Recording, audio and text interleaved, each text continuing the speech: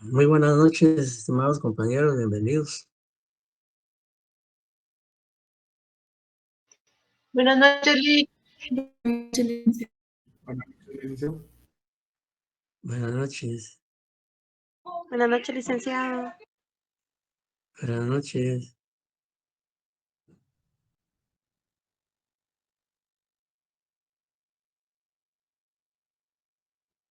¿Se ve la presentación? Sí, licenciado. Sí, licenciado. Muchas gracias. Bien, vamos entonces a iniciar nuestra actividad de esta tarde-noche, continuando con el desarrollo del tema que iniciamos la semana pasada en relación al procedimiento común. Y como ya dijimos, pues el procedimiento común es el procedimiento normal, tradicional u ordinario, a través del cual se desarrolla el proceso penal desde su inicio, digamos, desarrollo y finalización.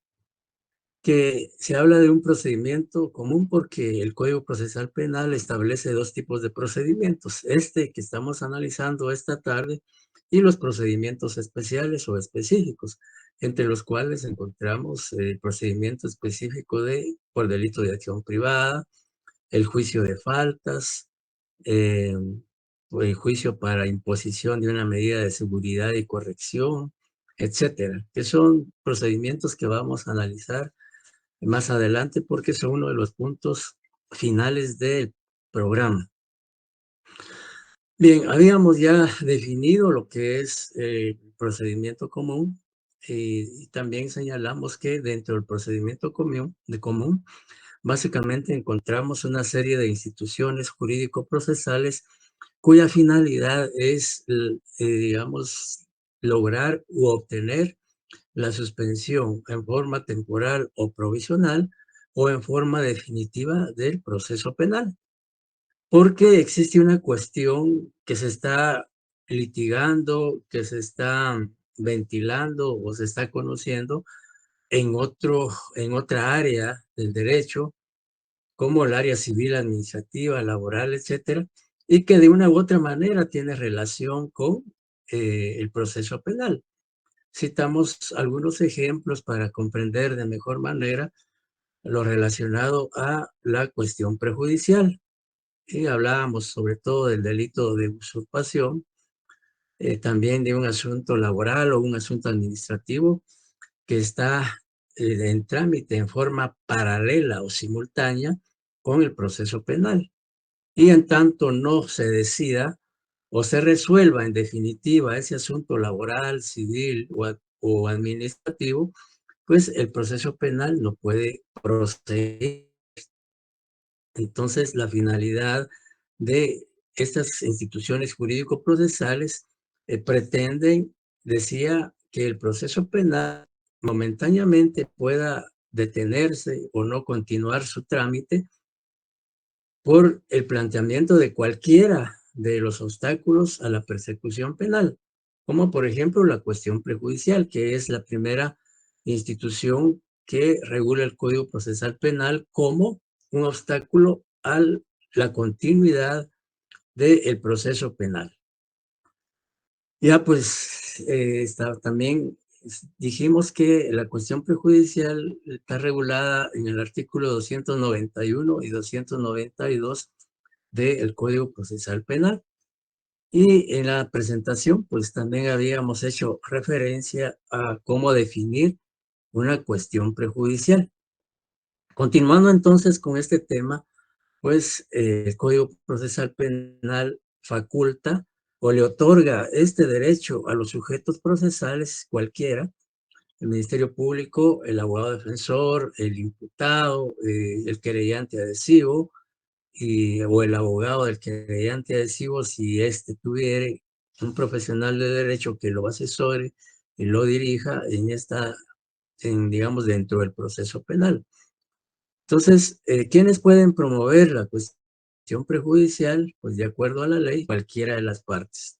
El imputado, el defensor, Ministerio Público, querellante adhesivo, si existiera dentro del proceso. ¿Y cuál es el trámite que el Código Procesal Penal señala respecto a la cuestión prejudicial? Pues, de acuerdo a la ley,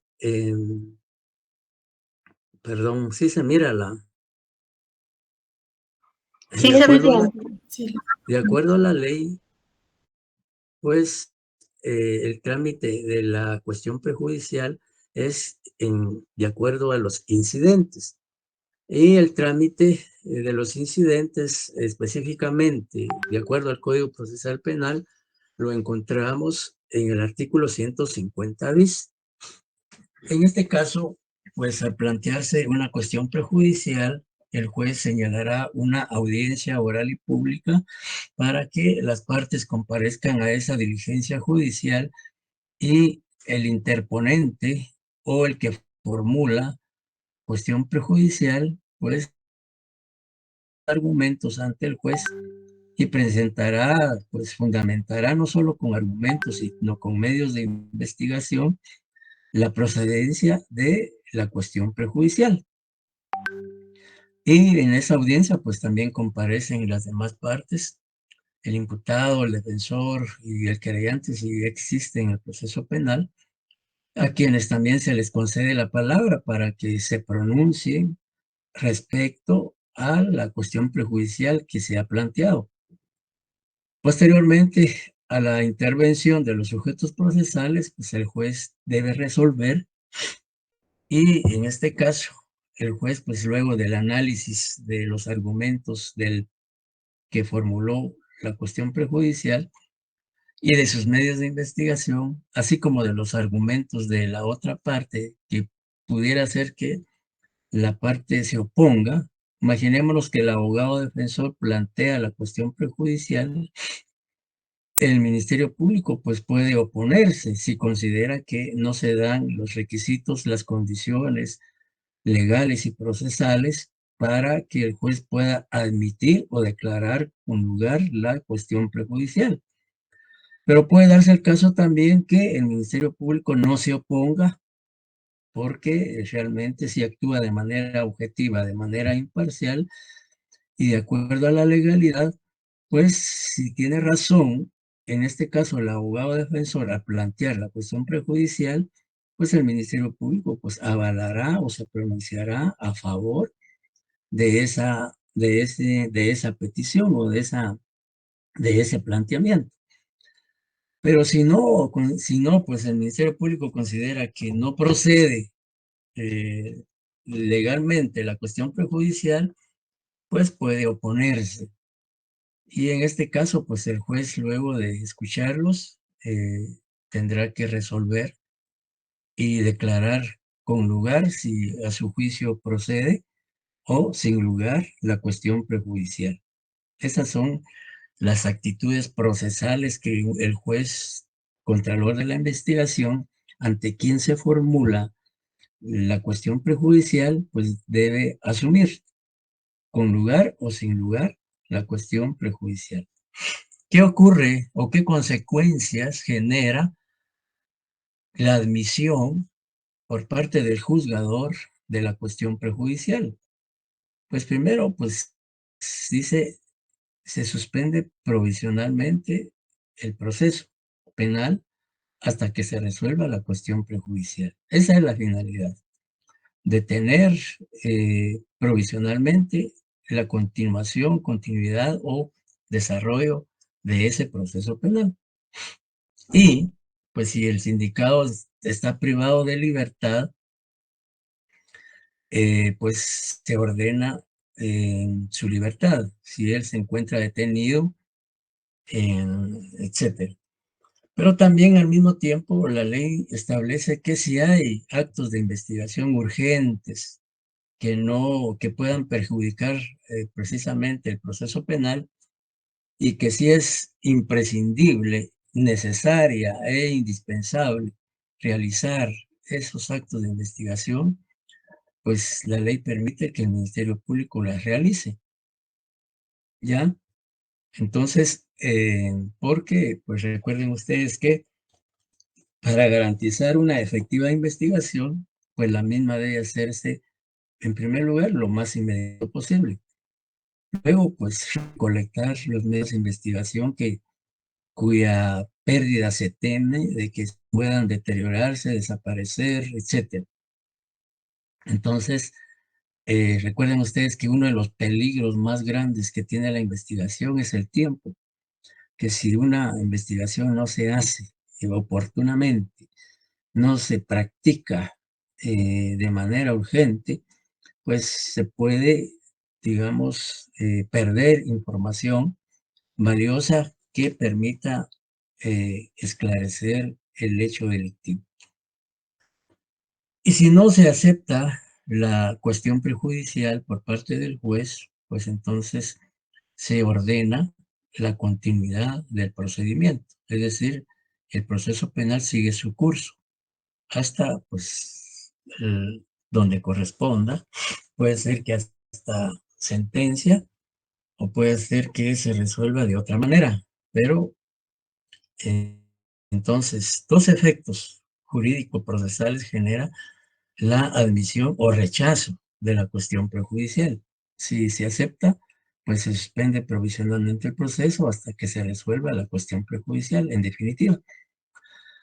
Y luego, y se ordena como se decía, la libertad del imputado. Y si no se acepta la cuestión prejudicial, pues se ordena la continuidad del proceso penal. Eso es en cuanto a la cuestión prejudicial.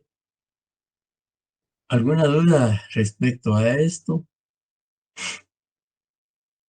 Buenas tardes, licenciado. Buenas tardes, Nire. Con una consultita, estaba viendo yo que esta cuestión prejudicial se da cuando son más que todo en materias diferentes los procesos, como que en materia civil, administrativo, laboral o algo, pero también dice que cuando un proceso o asunto, o es que lo que no me queda claro es, digamos, dice que la cuestión prejudicial se hace cuando son casos que son de otra materia. Pero en casos de proceso penal, ¿en qué momento alguien pudiera hacer uso de esta cuestión prejudicial para poder, como abogado defensor, le den, digamos, libertad a su defendido? Bueno, no sé si le capté bien la idea, pero en primer lugar, la cuestión prejudicial, precisamente por eso se denomina cuestión prejudicial, porque antes de que concluya el proceso penal, se interrumpe su continuidad o se interrumpe su trámite, porque existe en otra vía o en otra área del derecho, por eso citábamos como ejemplo el área civil, el área laboral o el área administrativa, una cuestión que está en trámite y que tiene relación con este proceso penal.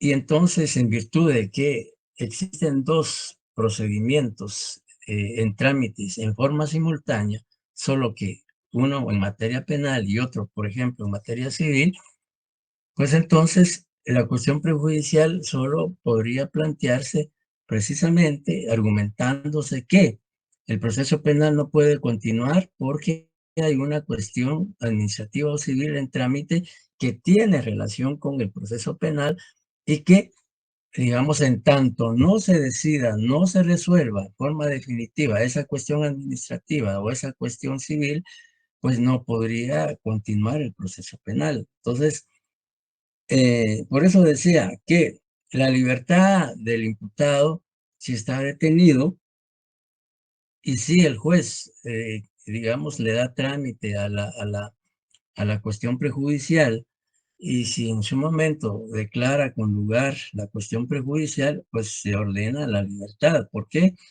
Porque la cuestión prejudicial fue admitida por el juez y al ser admitida y al ser declarada con lugar la cuestión prejudicial, esto implica que el proceso penal ya no tendría razón de ser, de continuar, ya se suspendería en forma temporal o en forma definitiva.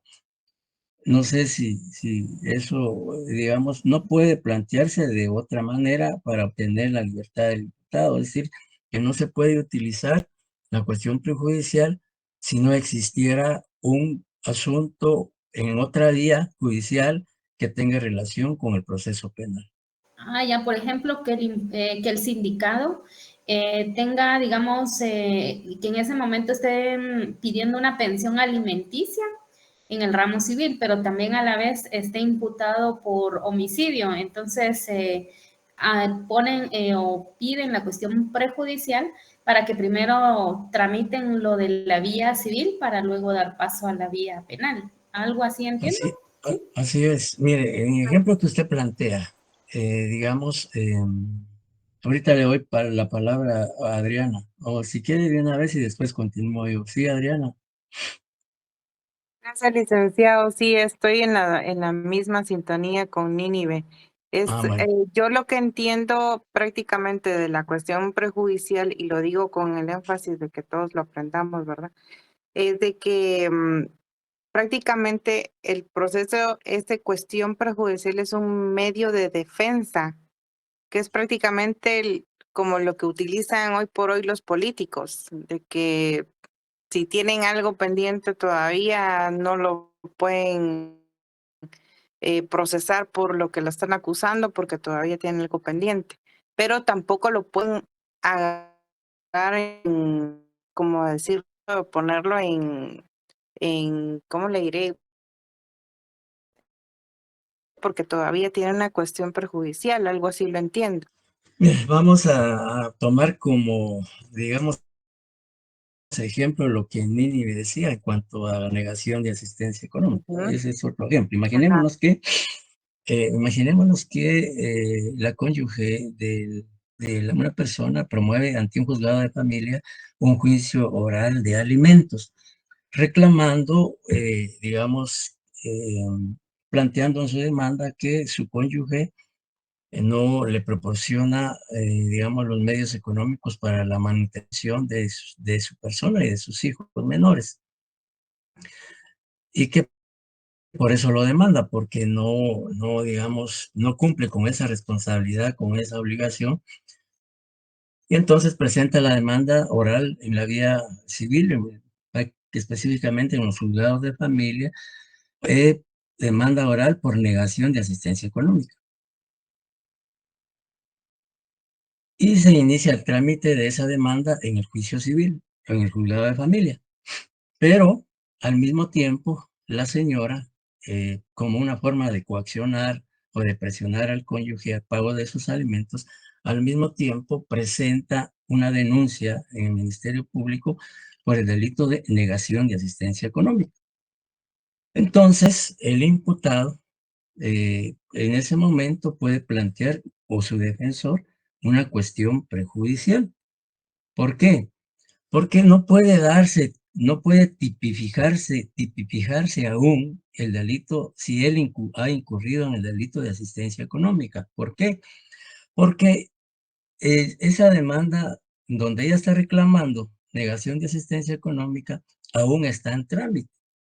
Y hasta que ese juicio oral de alimentos no llegue a sentencia y en una sentencia el juez indique que en efecto el cónyuge ha incurrido en negación de asistencia económica, por lo tanto, porque no ha cumplido y ya en sentencia lo declara el juez de familia, esa sentencia, una vez que quede firme, entonces, pero aparte de que si queda firme esa sentencia, después viene otra fase en el juicio de familia, que es el requerimiento de pago al demandado, en este caso al cónyuge o al esposo. Si al momento de requerirle de pago al demandado, imaginemos 10,000 quetzales, que es el monto que él debe por no proporcionar, digamos, económicamente a la esposa y a sus hijos menores. Imaginemos que asciende a la cantidad de 10,000 quetzales. Cuando a él le requieren de pago de esos 10,000 quetzales a través de un juzgado civil y él no paga y queda firme esa decisión, entonces ahí lo que hace el juez es certificarlo conducente al Ministerio Público para que se investigue por la negación de asistencia económica. Pero acá, pues, en tanto no se declare eso, esa denuncia que presentó la señora al Ministerio Público por el delito de negación de asistencia económica, pues como le decía, al enterarse el imputado o su defensor, pueden plantear esa cuestión prejudicial y paralizar el proceso penal argumentando de que no puede seguir ese proceso penal porque aún él no ha cometido el delito de negación de asistencia económica porque no lo ha declarado así una sentencia dictada por un juez de familia. Y como le digo, no basta que la sentencia lo condene o no condene, sino lo declare, digamos, aquí declare con lugar la demanda y en cierto modo establece el monto o la cantidad que adeuda el cónyuge a su esposa. Y como les decía, después de esa sentencia viene la siguiente fase, que es requerir el pago al demandado. Y si él no paga al momento de ser requerido, pues entonces ahí sí ya podría decirse que incurre en el delito de negación de asistencia económica. ¿Por qué? Porque no pagó. Entonces, pero si se hace antes, con de acuerdo a la ley, el imputado puede plantear esa cuestión prejudicial, como les decía, repito, reiterando que no puede continuar esa denuncia, su trámite, porque hay una demanda en el juzgado de familia por negación de asistencia económica. Y en tanto un juez de familia no declara que él sí cometió ese delito, pues entonces no puede, digamos, en tanto no ocurra eso procesalmente, no puede entonces continuarse con la denuncia. ¿Ya? Entonces, ahí prácticamente, incluso ahí el Ministerio Público podría pronunciarse a favor de la cuestión prejudicial porque si determina que en efecto hay una demanda oral de alimentos que todavía está en trámite y pues la denuncia no puede continuar porque está en trámite esa demanda de oral de alimentos que al final declarará o no, porque ¿qué pasa si esa demanda al final el juez la declara sin lugar? Porque el demandado demuestra que ha cumplido con los pagos, presenta recibos, presenta depósitos de banco, la forma en que él haya cumplido. Puede ser que esa demanda la declaren sin lugar si él prueba que sí ha pagado y ha cumplido.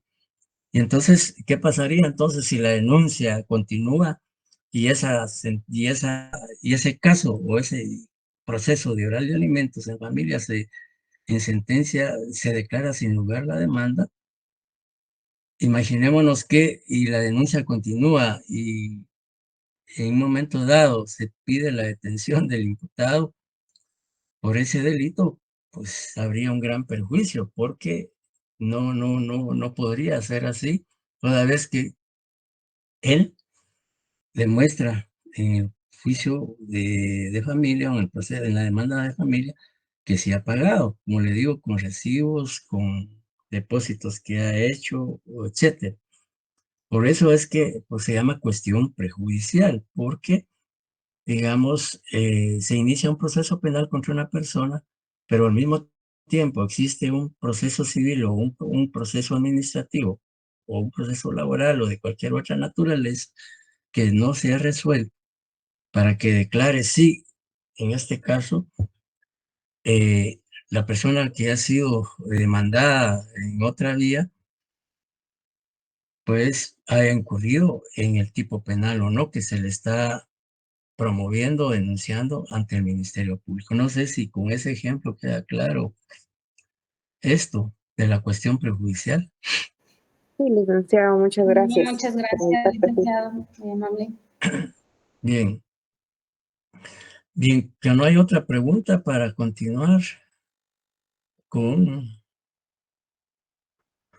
Bien, la otra cuestión prejudicial, no cuestión prejudicial, sino que otra institución jurídico-procesal que muchas veces pretende la suspensión temporal, provisional o definitiva del proceso penal, es el famoso antejuicio, ¿ya? Y el antejuicio, pues el Código Procesal Penal le destina únicamente un artículo, toda vez que existe una ley específica que regula todo lo concerniente al el antejuicio o el derecho de antejuicio, que es la ley en materia de antejuicio, que es prácticamente, que posiblemente ustedes en derecho administrativo van a leer o ya leyeron esta ley, que es una ley pequeña, y esta ley pues establece no solo el objeto del antejuicio, sino también se refiere a lo que es, en qué casos se procede un antejuicio, con quienes gozan de antejuicio, qué tribunales tienen competencia para conocer el antejuicio, cuál es el procedimiento que se debe seguir, etcétera. En la ley de materia de antejuicio, que es una ley, como les decía, de 23 artículos, pues ahí está todo el procedimiento. Sin embargo, pues el Código Procesal Penal únicamente hace referencia al antejuicio en un artículo, artículo 293. ¿Pero qué es el antejuicio realmente? Pues el antejuicio se dice que es una garantía constitucional. ¿Y por qué es una garantía constitucional? Porque la Constitución la regula, la Constitución la tutela, la Constitución otorga ese derecho a algunos, dice, es una garantía constitucional de los públicos, de no ser sometidos a proceso penal sin que previamente se declare con lugar el antejuicio promovido en su contra. Es decir, que será lo mismo al funcionario público o dignatario. ¿Qué creen ustedes que es lo mismo ser funcionario y dignatario? ¿Será lo mismo o hay alguna diferencia entre ambos?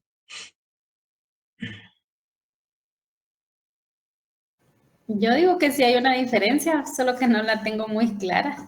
Pero expresen, no tenga pena. Aquí Pienso que estamos aprendiendo. un funcionario público es una persona que ejerce un cargo dentro del Estado. Ajá, Y un dignatario es una persona que tiene un rango jerárquico mayor a este y correcto. que tiene cierto poder y autoridad dentro de nuestro país. Así es. Muy bien, muy bien. Muy bien. Inicialmente, como dice Nino, en efecto, un funcionario público, pues obviamente, como su nombre lo dice, es aquella persona que está al servicio de la administración pública desempeñando una función determinada, ¿ya? Eh, y que ha sido por nombramiento de una autoridad superior.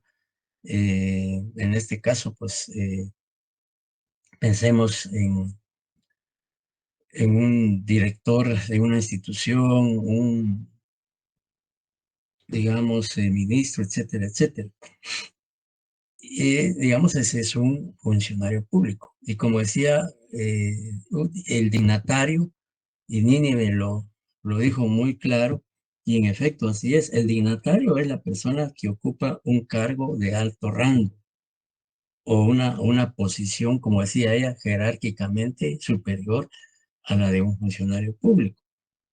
¿Ya? Y que, digamos, tanto el funcionario como el dignatario están al servicio de su país o de una organización, en este caso el dignatario más que todo, o una organización. Por ejemplo, un dignatario es el presidente de la República, ¿no? Que ha sido electo popularmente y democráticamente. No me refiero, pues, a lo que me refiero en general, que, digamos, un dignatario, pues, es, como les decía, es aquella persona que ocupa un cargo de alto rango. Ejemplo, presidente y vicepresidente de la República, ¿ya? Y también, también se puede decir que los jefes de Estado, también, bueno, aquí entrarían algunos ministros, bueno, ministros también entran aquí, o personas que representan a su país en alguna organización. Entonces, ese es un dignatario. Mientras que el funcionario público, como decía, pues es una persona que jerárquicamente es inferior a un dignatario, ¿ya? Y que tiene a su cargo una función específica en determinada institución pública. La diferencia básicamente entre un funcionario y un empleado o funcionario y dignatario es que es la posición que ocupan y las funciones que realizan. Básicamente esa es la distinción. Muchas veces dice, cuando se pregunta qué es el antejuicio, pues muchos dicen, es el derecho que tienen todos los funcionarios públicos, y no es así. No todos los funcionarios públicos gozan de antejuicio. Por eso decimos en la definición que una garantía constitucional que consiste el derecho que tienen algunos funcionarios y dignatarios públicos de que no pueden ser procesados penalmente en tanto no se declare con lugar el antejuicio. ¿Ya? Entonces, por eso no se puede decir que es el derecho de todo funcionario o dignatario público, no, es de la misma Constitución señala quienes gozan de antejuicio, por ejemplo, diputados, alcaldes, ministros, presidente, vicepresidente, etcétera. Pues en este caso sería conveniente que ustedes retomaran y nuevamente le den lectura a la ley en materia de antejuicios, que es, como les decía, una ley brevísima de 23 artículos nada más, y ahí pues se indica quiénes gozan de esta garantía constitucional. Y que juzgados o tribunales son competentes para conocer un antejuicio. Solo a guisa de ejemplo, digamos, en materia para conocer antejuicios tiene competencia el Congreso de la República, la Corte Suprema de Justicia y las salas de las Cortes de Apelaciones. Ya, a partir del artículo 12 al 15, pues está la competencia de los órganos que pueden conocer un antejuicio. Ya, por ejemplo, si se plantea un antejuicio contra el presidente o vicepresidente de la República, es competente para conocer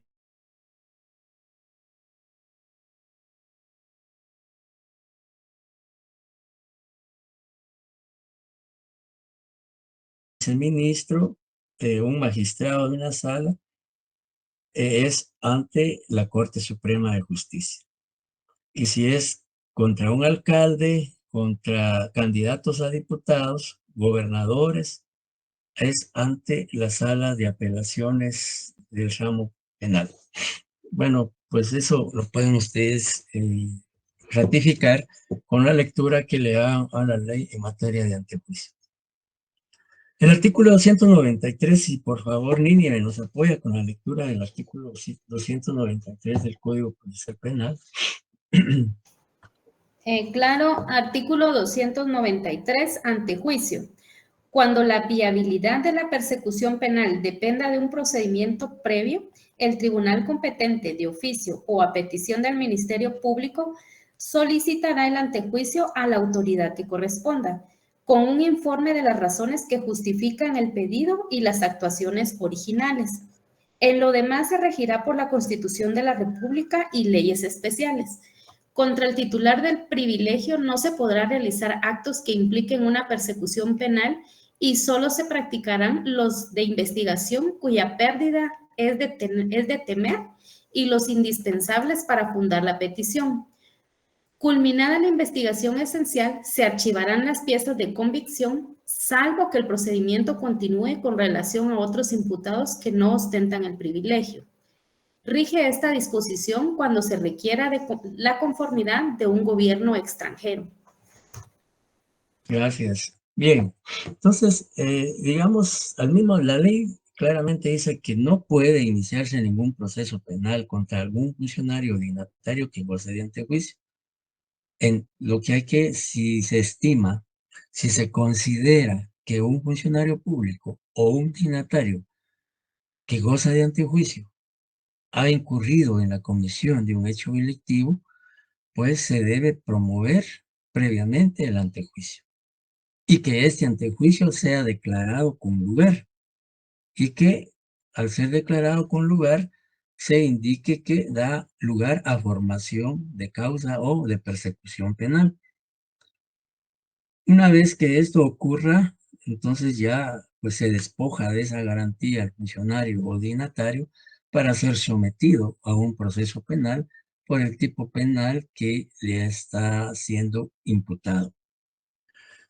Pero si no, pero si el antejuicio se declara sin lugar, porque puede ser que el mismo sea planteado por motivos políticos, por motivos espurios, o por motivos ilegales o falsedades, etcétera, pues entonces el juez declarará o la autoridad competente que está conociendo el antejuicio lo declara sin lugar. Entonces, pues el funcionario o el dignatario público seguirá manteniendo esa garantía constitucional y no puede ser sometido a un proceso penal. Salvo que él deje el cargo, pues entonces perdería ese privilegio, esa inmunidad y sería sujeto ya a proceso penal. Sin embargo, el mismo Código Procesal Penal establece que para fundamentar el requerimiento de antejuicio contra un funcionario o público o dignatario, pues tiene que estar sustentado, tiene que haber evidencia, digamos, de que existe la posibilidad de la comisión de un hecho delictivo. Y se puede hacer una investigación administrativa, no penal, una investigación administrativa para fundamentar ese antejuicio, porque no se puede plantear un antejuicio sin fundamento en medios de convicción. No basta plantear la denuncia o la querella contra un funcionario o empleado o el funcionario público dignatario para plantearle un antejuicio, solo manifestarlo en la denuncia o en la querella, no tiene que ir acompañada de documentos o de otros medios que fundamenten, sustenten el requerimiento de antejuicio. Entonces, eso sí puede hacerse, pues de que se puede hacer recabar algún informe, recabar algunos documentos, que respalden la petición de antejuicio contra ese funcionario o empleado público. Lo que no puede hacerse es una investigación penal. Por eso dice el artículo 293, y lo planteamos en la presentación, dice prohibición de realizar actos que impliquen persecución penal en contra del funcionario o dignatario que goza de antejuicio. Y aquí, pues, el mismo artículo 93 dice, facultades, es permitido realizar actos de investigación cuya pérdida es de temer y los indispensables para fundar el antejuicio. Decía recabar documentos, recabar algunos informes u, digamos, otros documentos. ¿Alguna duda, pregunta en relación a esto? Licenciado, disculpe la pregunta. Si un funcionario está en sus, valga la redundancia, en sus funciones y goza de impunidad, ¿De qué?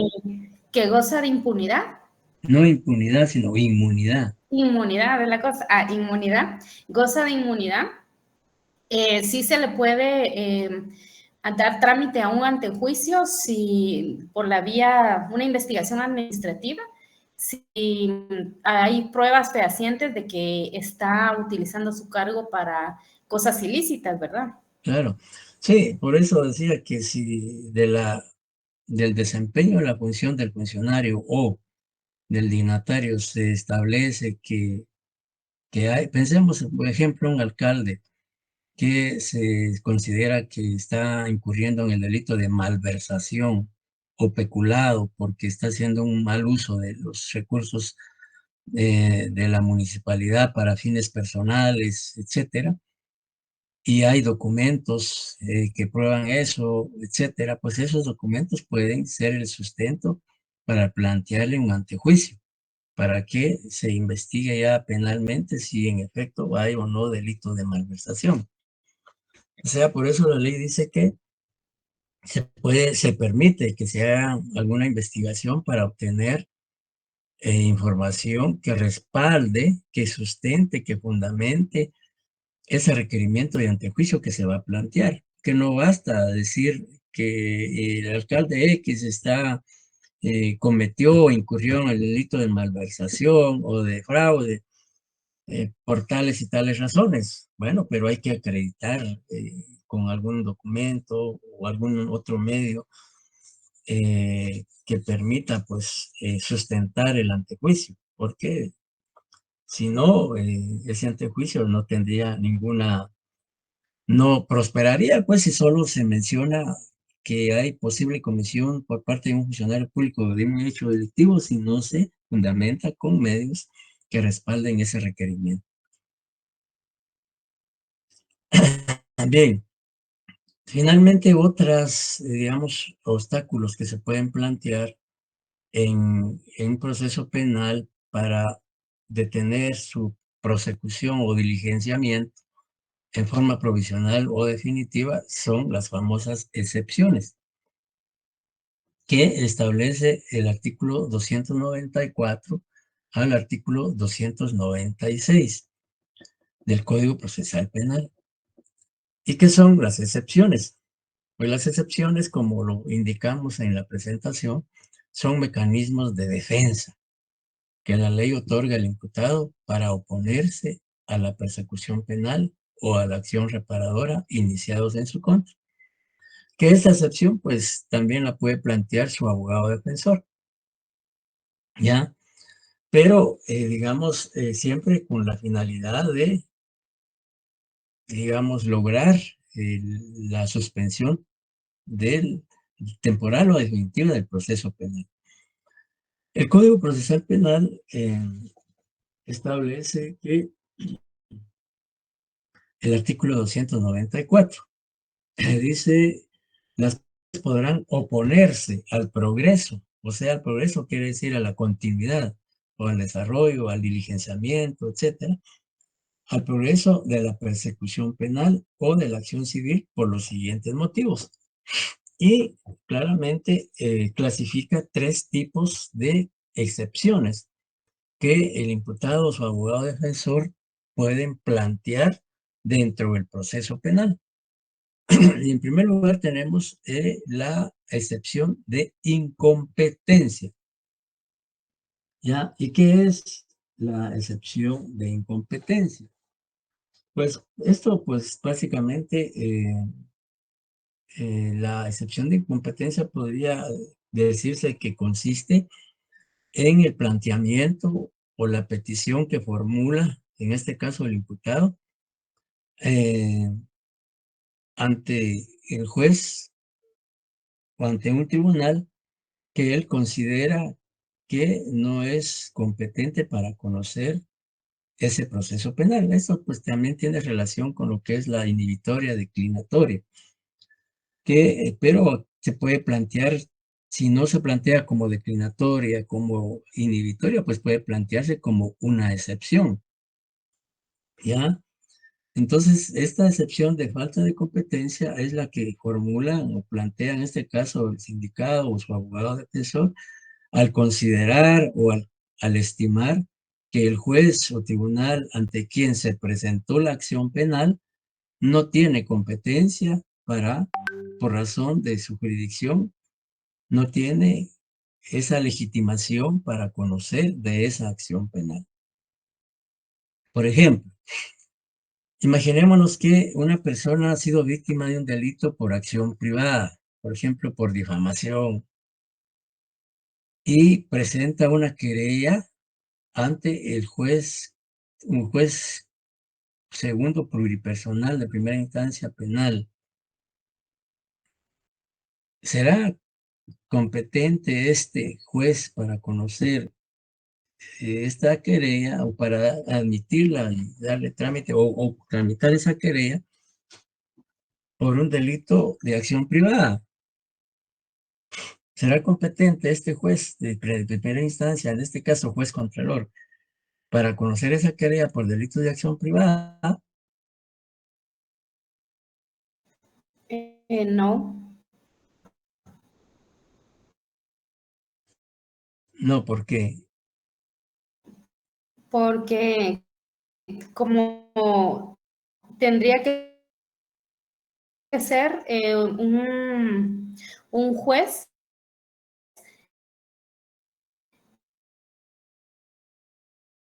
de primera instancia, de acción pública, no privada. ¿Qué opinan además, Nuri y Joana? Dice Nínive porque está hablando de que es privada y en cuanto es pública, ¿verdad? Entonces como que ahí como que se contradice la competencia. Ajá. ¿Qué dice Sergio André?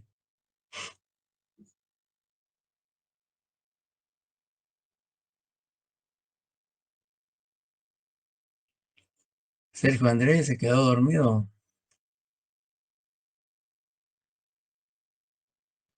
Bueno, pero ¿quién conoce entonces una querella por delito de acción privada? Si no es el juez de primera instancia, contralor de la investigación, ¿quién lo conoce? Eso ya lo vimos.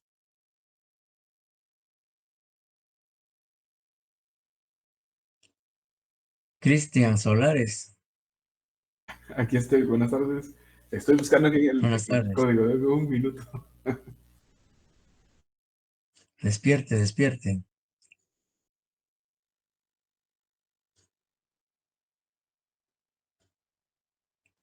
Buenas noches, Lick. Buenas noches, Betsy. Lick, según lo que explicó la otra vez usted, la querella, dijo que era por derecho, ¿cómo es? Por los privados, ¿verdad? Entonces, si yo estoy mal, creo que la querella se contempla en otro lugar, porque digamos que el Ministerio Público no conoce esos delitos específicamente. Ajá, Corríjame si estoy mal, así como el de amenazas. ajá. Digamos, alguien dice aquí que es juez de paz penal, no. Recuerden que los delitos de acción privada solo se hace mediante querella y los conoce un tribunal de sentencia. Artículo 474 del Código Procesal Penal. Entonces, si se plantea una querella por delito de acción privada ante un juez contralor de la investigación, este juez no tiene competencia para conocer esa querella, porque el competente, de acuerdo al artículo 474, y también de conformidad con el artículo 24, cuater, en cuanto a los delitos de acción privada, dice que solo de acción privada los delitos siguientes, y ahí prácticamente se especifica qué delitos son. Y pues les decía yo, en el caso el ejemplo era una difamación, delitos contra el honor. Entonces, si se plantea esa querella ante un juez contralor de la investigación, pues se puede plantear una excepción por incompetencia, porque este juez no es competente para conocer delitos de acción privada, sino el competente es un tribunal de sentencia. O también puede darse otro ejemplo. Imaginémonos que se plantea una denuncia, una querella por el delito de extorsión ante un juez de paz penal. Y obviamente, pues ahí el juez de paz penal no tiene competencia. ¿Por qué no tendría competencia un juez de paz penal para conocer una querella, un proceso penal por el delito de extorsión?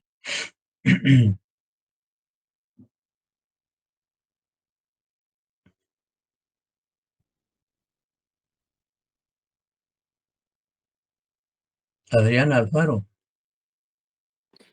Sí, licenciada, buenas noches. buenas noches. Mire, ay.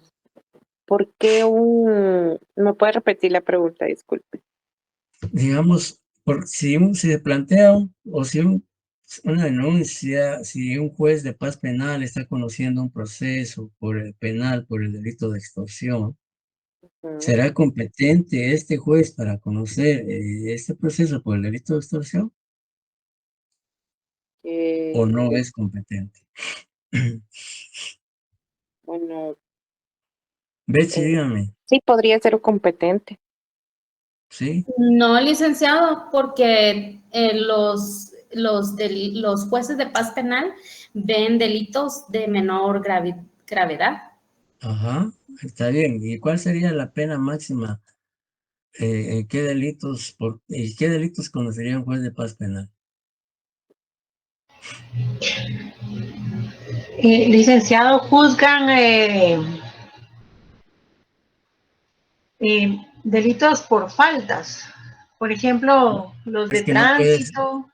pues no puede ser delito por faltas. O son delitos o son Este, faltas. son faltas. Sí, los jueces de paz conocen faltas, pero también conocen delitos. Y en este caso era el delito por extorsión. Ajá. Que cuando vimos lo relacionado a la competencia de los jueces, Jocelyn dice hasta 5 años. En efecto, los jueces de paz penal solo conocen delitos cuya pena máxima de prisión es de 5 años. Después, 5 años y de 6 años ya los conoce un juez de primera instancia. Entonces, si se plantea o un juez de paz penal está conociendo un proceso penal por delito de extorsión, pues cualquiera de las partes puede plantear una excepción de incompetencia, porque el juez de paz no puede tramitar un proceso penal por extorsión, porque el delito de extorsión, de acuerdo al artículo 261 del Código Penal, la pena mínima es 6 años y la máxima es de 12 años. Entonces, el competente para conocer es un juez de primera instancia penal. Ahí se podría plantear entonces una excepción de incompetencia. Entonces, ya vimos que es una excepción de incompetencia y pues algunos ejemplos para comprender de mejor manera esta excepción. La otra excepción, falta de acción. La falta de acción básicamente se puede decir que cuando la persona o el sujeto procesal que ha promovido la acción penal no está legitimado, porque no tiene legitimación o no tiene capacidad procesal para haberla planteado o haberla iniciado, ¿ya? Entonces, en esto, o sea, existe falta de ejercicio o legitimación para promover la acción penal. Esa es la falta de acción. Y podemos aquí, pues, citar como ejemplo, por ejemplo, volvamos a lo que es un delito de acción privada. ¿Qué ocurre si con un delito de estafa mediante cheque, el Ministerio Público inicia de oficio la investigación? ¿Podrá el Ministerio Público iniciar de oficio la investigación por un delito de estafa mediante cheque? No, licenciado, ¿Por qué? ¿Por qué no? porque es un delito de acción privada. Ajá, exacto. O sea, no, y si el Ministerio Público inicia de oficio la investigación por un delito de acción privada, en este caso, estafa mediante cheque, pues se puede plantear una excepción de falta de acción. ¿Por qué? Porque el Ministerio Público no está legitimado para accionar, para promover, para investigar un delito de acción privada, digamos, un delito por acción privada, que solo lo puede ser el agraviado o su representante legal. O también puede existir otro ejemplo de que en los delitos de acción pública dependiente de instancia particular, pues el Ministerio Público tampoco puede iniciar de oficio la investigación, sino que es necesario que previamente el afectado o el agraviado presente su denuncia o la querella correspondiente. Y si eso ocurre, pues entonces el imputado podría plantear una excepción de falta de acción, porque no está legitimado, en este caso, el Ministerio Público para iniciar la acción. O bien puede tratarse de otra persona, que no sea que una persona presente una querella por un delito X y que no sea ni afectado, ni pariente, ni representante legal de la víctima u ofendido, pues se puede plantear falta de acción porque no está legitimado para promover la acción penal.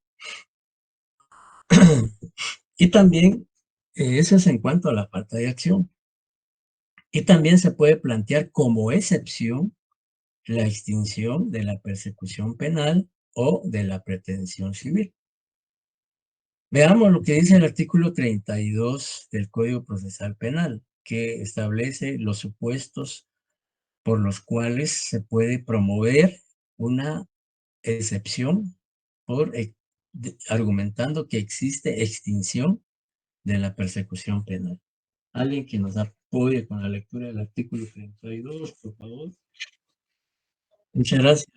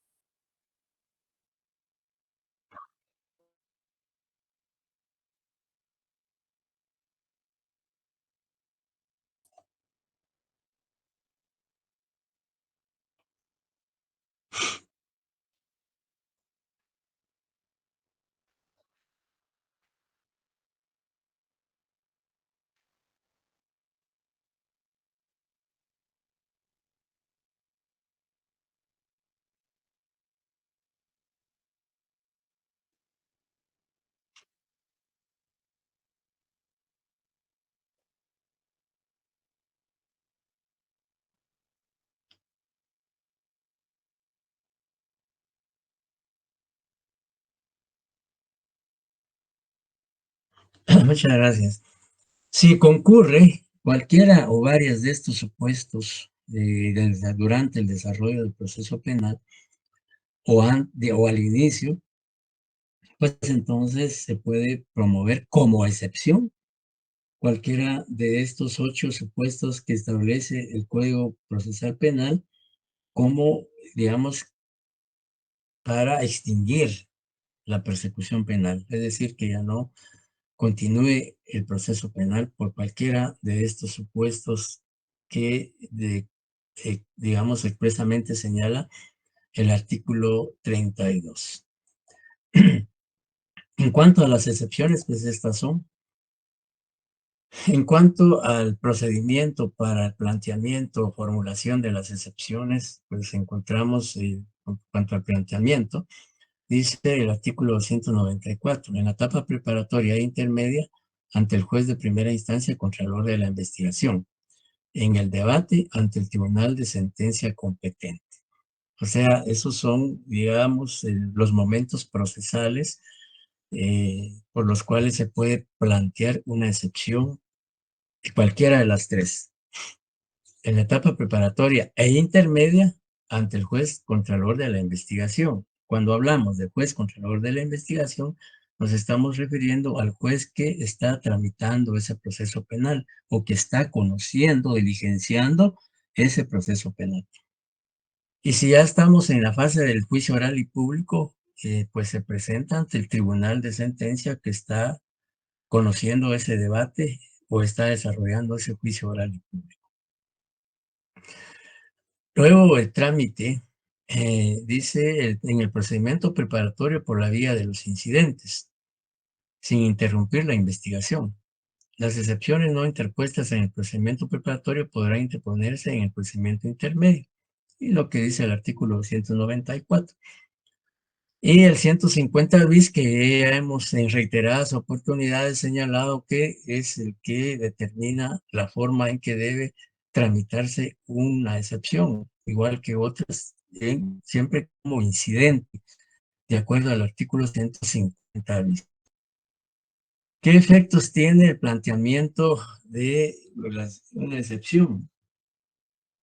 Alguien que nos apoye con la lectura del artículo 296, por favor.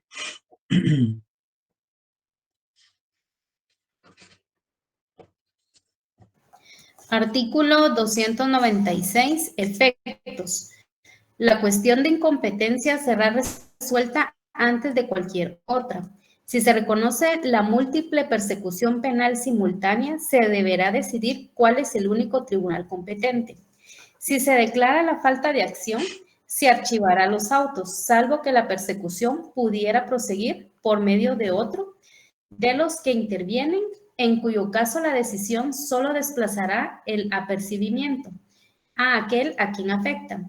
La falta de poder suficiente y los defectos formales de un acto de constitución podrán ser subsanados hasta la oportunidad prevista.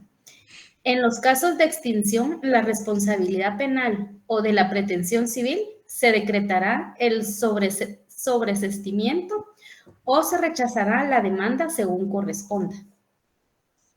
Sí, sobre el seguimiento o la demanda, en este caso civil, según corresponde. Bien, entonces, el efecto que tiene la cuestión de incompetencia, dice. La cuestión de incompetencia será resuelta antes de cualquier otra. Por ejemplo, si hay varias excepciones, se plantean 2 o las 3, que es muy raro, pues, pero puede ocurrir. Que se planteen 2, una la de incompetencia y otra de falta de acción. La ley dice que hay que darle prioridad a la falta de competencia. ¿Para qué? ¿Y por qué? Para que el juez que no es competente deje de conocer y no practique diligencias que no puede realizar por no ser el competente. Y aunque, digamos, posteriormente ya que si se declara con lugar la cuestión de incompetencia, pues se trasladará el expediente al juez competente, quien continuará con la práctica de otras diligencias que sean, digamos, las que sean procedentes. Entonces, y si hay falta de acción, pues entonces se archiva el proceso, el expediente, porque la persona que la promovió no tiene legitimación para ello. Entonces, no tiene sentido seguir con ese proceso penal toda vez que la persona que la promovió no estaba legitimada para ello. Y digamos, y si se declara con lugar la extinción de la responsabilidad penal, pues entonces se decreta el sobreseimiento a favor del imputado, es decir, se archiva el proceso también. Y también, y si se ha promovido demanda civil por la reparación digna, pues también se rechaza la demanda porque pues ya no hay responsabilidad penal, porque la misma se extinguió. Eso es en cuanto a estos aspectos. Luego, pues encontramos también lo relativo a lo que ya mencionaba el artículo 196. Si se declara la falta de acción, se archivarán los autos. Cuando dice se archivarán los autos, se refiere al archivo de las actuaciones, al archivo del expediente o de la carpeta judicial, ¿ya? Salvo que la persecución penal pudiera proseguir por medio de otro de los que intervienen. En este caso, pues imaginémonos que hay 3 procesados y se declara la falta de acción solo a favor de uno, pues se continúa en contra de los otros. Si existiera, si es uno solo el procesado, pues no hay ningún problema. Dice, salvo que la persecución pudiera proseguir por medio de otro de los que intervienen, en cuyo caso la decisión solo desplazará del procedimiento a aquel a quien afecta. Si se declara la extinción de la responsabilidad penal o de la pretensión civil, se decretará el sobreseimiento o se rechazará la demanda. Esos son básicamente los efectos de lo que es la cuestión prejudicial. No cuestión prejudicial, sino obstáculos a la persecución penal, que son prácticamente estas 3: la cuestión prejudicial, el antejuicio y las excepciones, que son obstáculos a la persecución penal.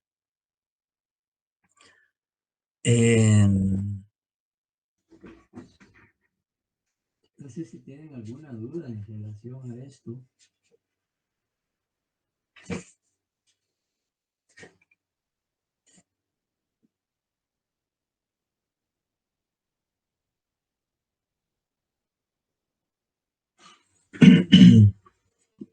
Licenciado, yo tengo una pequeña duda, pero no sé si viene al caso. Es que siempre dicen autos, decretos y sentencias, Ajá, pero yo tengo un poquito de duda entre un auto y y un decreto, ya. porque auto entiendo yo que es como ese archivo que le van llevando a la persona en el proceso. Y pues la sentencia ya cuando el juez dice, dicta, ¿verdad? Si tiene alguna sentencia o no. Pero el Bueno, decreto me queda duda, no sé en qué momento del proceso va, no sé si bueno, me puede aquí apoyar. ya vamos a explicar cada una de ellas, sí, pero vámonos a lo que dice el artículo 141, 142 y 143 de la ley del organismo judicial, si lo tuviera ahí a la mano. O alguien que tenga en la mano la ley del organismo judicial para aclarar estos aspectos que Nini trae a colación.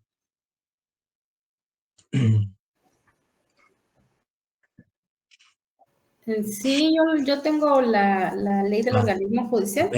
veamos qué dice el 141. El 141 dice clasificación. Ujú. Decretos que son de, inciso A, No, pero decretos que son, qué dice el artículo 141 al inicio? pues dice capítulo cuarto, las resoluciones en general.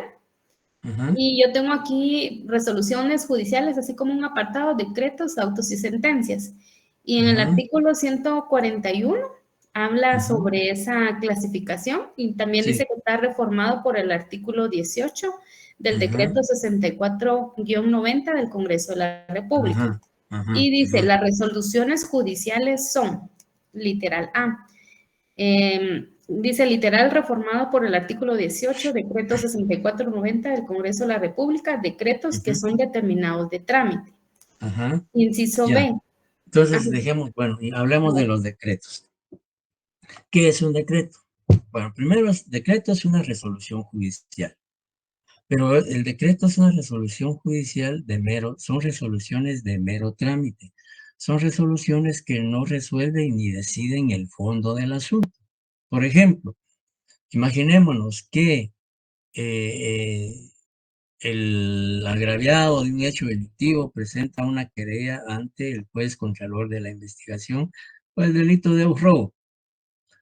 Entonces el juez, al, al presentarse la querella en su juzgado, pues el juez tiene que dictar una resolución, dándole trámite a esa querella.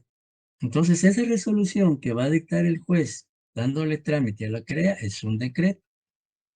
Porque es una resolución que únicamente, como dice la ley del juez, son de mero trámite. Es decir, el juez lo que va a decir es, en su resolución, por ejemplo, imaginemos el contenido de un decreto. Dice, el decreto pues se inicia con la designación del juzgado. Imaginemos que fue ante el juzgado segundo. Entonces, el juez al recibir la querella, al estudiarla, analizarla y considera que sí hay que darle trámite, pues dicta su resolución, que es un decreto. Juzgado segundo pluripersonal de primera instancia penal, narcoactividad, delitos contra el ambiente. Guatemala, 8 de octubre de 2024. Numeral 1. Se admite para su trámite la querella presentada por Juan Pérez López en contra de la señora Faustina Esquivel Contaza por el delito de robo. Cúrsese al Ministerio Público para que proceda a la investigación correspondiente.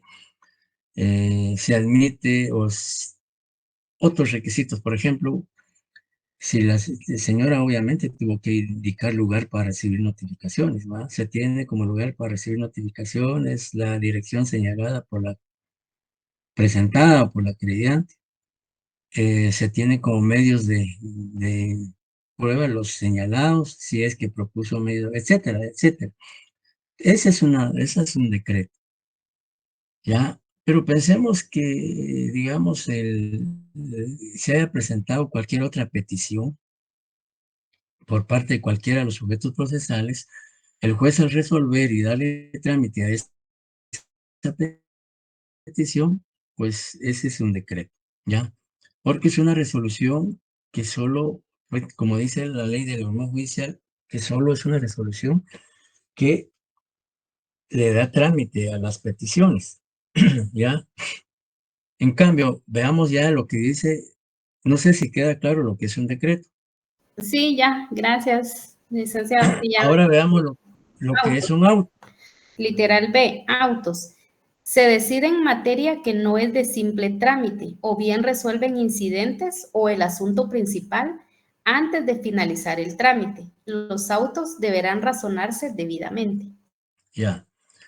Un auto implica que el juez al dictar ese auto tiene que fundamentarlo, tiene que motivarlo, tiene que razonarlo, ¿ya? Y aparte de fundamentar, argumentar, motivarlo y razonarlo, este auto resuelve el planteamiento que se formuló ante el juez. Por ejemplo, imaginémonos que, digamos, se, se planteó una excepción de falta de acción dentro del proceso penal.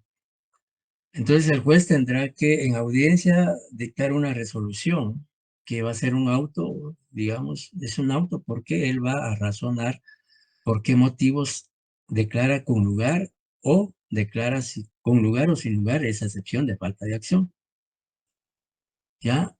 Entonces, esa resolución, el auto es, como dice la ley, decide en el fondo del planteamiento o de la petición planteada por cualquiera de los sujetos procesales. En este caso se planteó una excepción de falta de acción, pues el juez en su resolución tiene que fundamentar o indicar las razones y motivos por las cuales declara con lugar la falta de acción.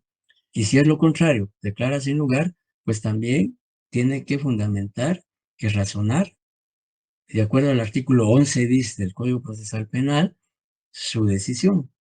Aparte de que es una resolución más compleja, más formal, podríamos decir, y motivada y fundamentada, y resuelve el fondo de la petición, pues esa es la diferencia. La diferencia entre un auto y un decreto es que el decreto es una resolución solo de mero trámite, en tanto que el auto es una resolución que resuelve el fondo del asunto o el fondo del planteamiento de la petición y que debe ser motivado o fundamentado de acuerdo al artículo 111 bis del Código Procesal Penal. La sentencia, pues dice la literal C. Sentencias que deciden el asunto principal después de agotados los trámites del proceso y aquellas que sin llenar estos requisitos sean designadas como tales por la ley. Ajá. Sí, la sentencia pues pone fin al proceso. Si hablamos del proceso penal,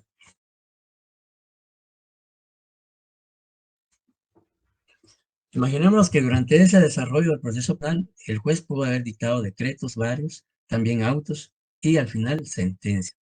Imaginémonos que el proceso penal llegó hasta esa fase del proceso de oral o debate, argumentos de las partes, recibir las pruebas, etcétera. El juez dicta la sentencia. Si el juez dicta sentencia, pues en un proceso penal, imaginémonos que el Ministerio Público en ese juicio oral y público probó con los medios de, valga redundancia, con los medios de prueba presentados, la responsabilidad y participación penal del acusado, lo condena, y le impone la pena que corresponde al delito imputado. Pues ahí está prácticamente, ya nos encontramos en una